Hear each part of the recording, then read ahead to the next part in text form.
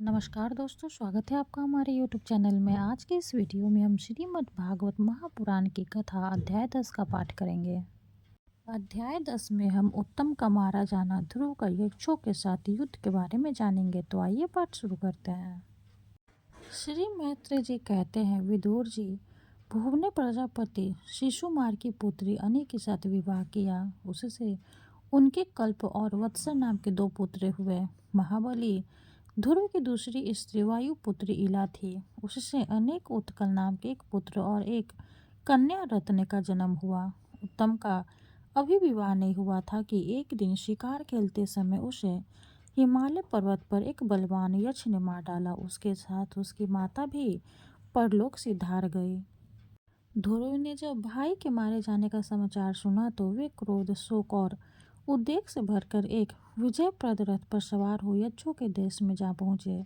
उन्होंने उत्तर दिशा में जाकर हिमालय घाटी में यक्षों से भरी हुई अलकापुरी देखी। उसमें अनेकों भूत, प्रेत, पिशाच आदि रुद्रानुचर रहते थे। विदुर जी वहां पहुंचकर महाभानु ध्रुव ने अपना शंख बजाया तथा संपूर्ण आकाश और दिशाओं को गुंजा दिया। उस शंख ध्वनि से यक्ष पत्रियां बहुत ही डर गई।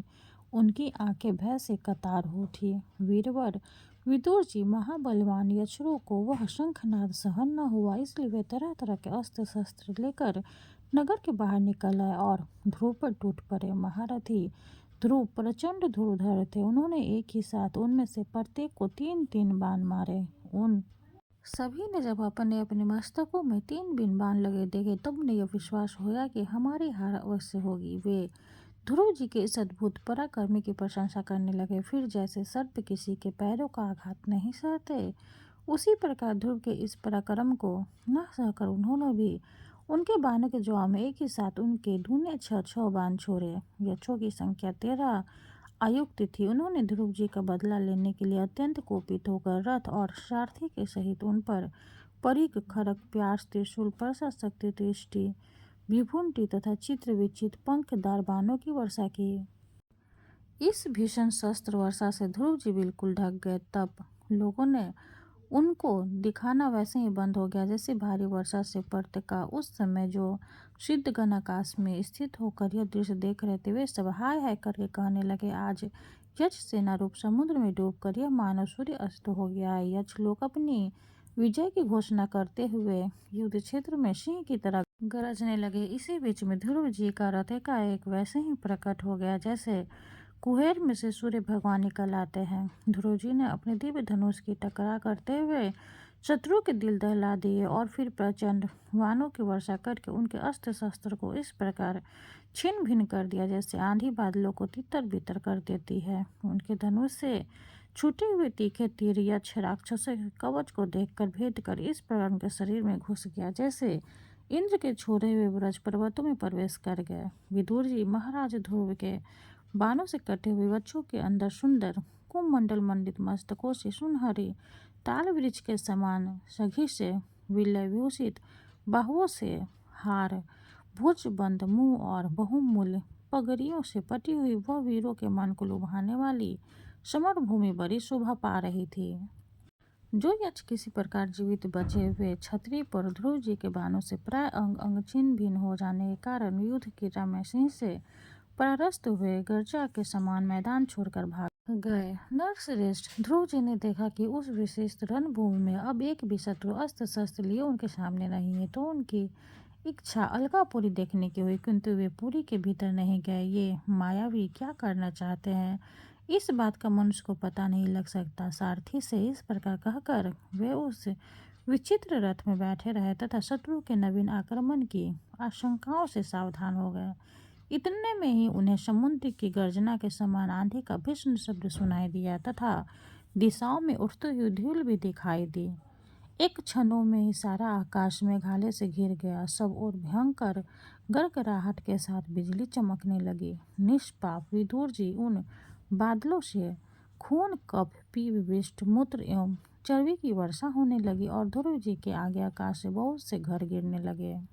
फिर आकाश में एक पर्वत दिखाई दिया और सभी दिशाओं में पत्थरों की वर्षा के साथ गदा, परिघ, तलवार और मुसल गिरने लगे। उन्होंने देखा कि बहुत से सर्प वज्र की तरह फुफकार मारते रोषपूर्ण नेत्रों से आग की चिंगारियां उगलते आ रहे हैं। झुंड के झुंड मतवाले हाथी, सिंह और बाघ भी दौड़े चले आ रहे हैं। प्रलय काल से समान भयंकर समुद्र अपने उताल तरंगों से पृथ्वी को सब ओर से डुबाता हुआ बड़ी भीषण गर्जना के साथ उनकी ओर बढ़ रहा है। क्रूर स्वभाव असुरों ने अपनी आसुरी माया से ऐसे ही बहुत से कौतुक दिखलाए जिनसे कार्यों के मन कांप सकते थे। ध्रुव जी पर असुरों अपनी दुष्ट माया फैलाई है, यह सुनकर वहाँ कुछ मुनियाँ आकर उनके लिए मंगल कामना की। मुनियों ने कहा, उत्तान पाद नंदन ध्रुव, शरणागत भय भज्जन शार्गन पानी, भगवान नारायण तुम्हारे शत्रुओं का संहार करे। भगवान का तो नाम ही ऐसा है जिसके सुनने कीर्तन करने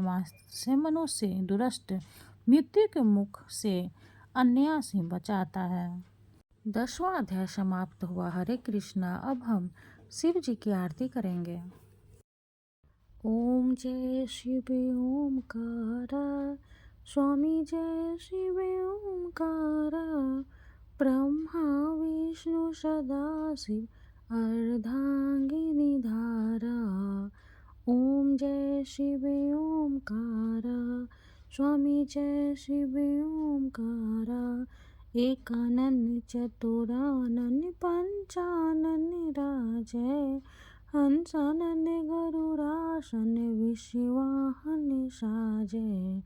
ओम जय शिव ओमकारा, स्वामी जय शिव ओमकारा, दो भुज चार चतुर भुज, 10 भुज अति शोभे, त्रिगुण रूपिणी रखते त्रिभुवन जन मोहे। ओम जय शिव ओमकारा, अक्षमाला वनमाला मुंडमाला धारी, त्रिपुरारी कनसारी करिमाला धारी। ओम जय शिव ओमकारा, श्वेतांबर पीतांबर बाघंबर अंगे, शनकादिक गरुनादिक भूतादिक संगे। ओम जय शिव ओमकारा, गढ़ के मध्य कमंडलो चक्र त्रिशूलधारी, सुखकारी दुखहारी जग पालनकारी।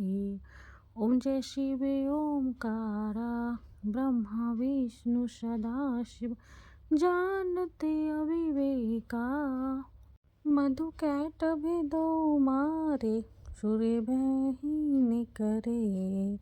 ओम जय शिव ओमकारा, लक्ष्मी व सावित्री पार्वती संगा, पार्वती अर्धांगी शिव लहरी गंगा। ओम जय शिव ओमकारा, पर्वत सोहे पार्वती शंकर कैलासा, भांग धतुर का भोजन भस्मी में वासा।